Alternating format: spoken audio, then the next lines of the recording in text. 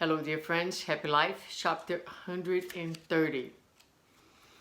Being on time is not only a duty but also a sign of respect and honor for those waiting and relying on you. If you plan carefully, you will rarely be late. The habit of being on time is forged in the same way as the habit of being late. Schedule your commitments and calmly fulfill each one by one. In the event that you cannot make it at all, or if you have to be late, communicate it ahead of time to free the other person from the commitment. That way, should something come up and you have to be late, then even if your explanation is not believed, you will be at peace.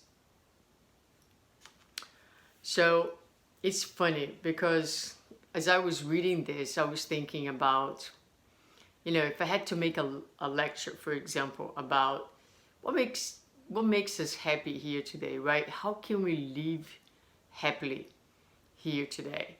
And a lot of times we speak very philosophically about fulfilling God's laws, and as we learn in the Spirit's book, it is the source of happiness on this planet when we can be aligned with God's will.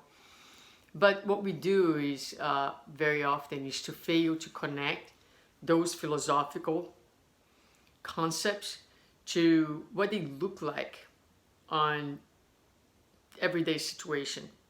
And so to think that to be on time is to fulfill God's laws in some way, it would be kind of a little bit funny at first. But if you think about it, what it's talking about ultimately is respect, is respecting someone else's time.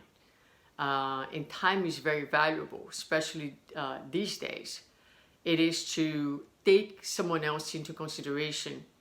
It is to think beyond yourself. What is your needs and you as being the center of the world, and recognizing that there are other people that deserve to be respected, to be taken into account, to be thought of in the same way that you would like to.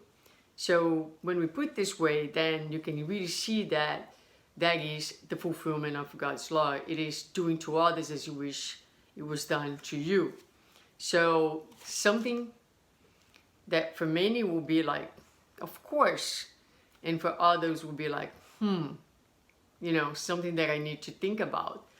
Some people will do very naturally. It's just part of their nature and the way they function. For others, it can be a lot more challenged. But what she's recommending is that we take into consideration everything that needs to be taken into consideration when we are making our plans, right? And try to fulfill every single commitment one by one, giving every person and every circumstance your attention, your presence. And if you have an event where you cannot make it or you have to be late, so try to tell someone ahead of time as much as possible so that the person, he or she, can also adjust their lives. So this again is like taking someone else's time, life into consideration and not being so focused only on you.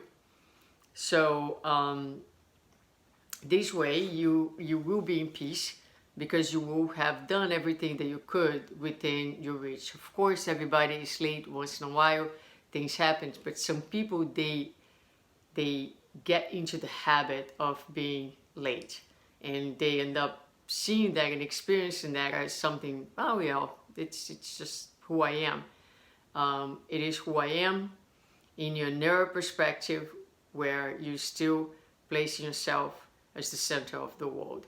So if you are really, really doing everything that you can, even when you're late, you'll be in peace with your mind because you at least attempted to fulfill this law of God, which is respect, which is basically what Jesus recommended for us to do to others as we wish to do upon ourselves. So short, basic, simple, one source of happiness always goes back to this: be in peace with your conscience by doing everything that you can for your happiness, but understanding that your happiness is deeply attached, linked to everyone's happiness around you as well.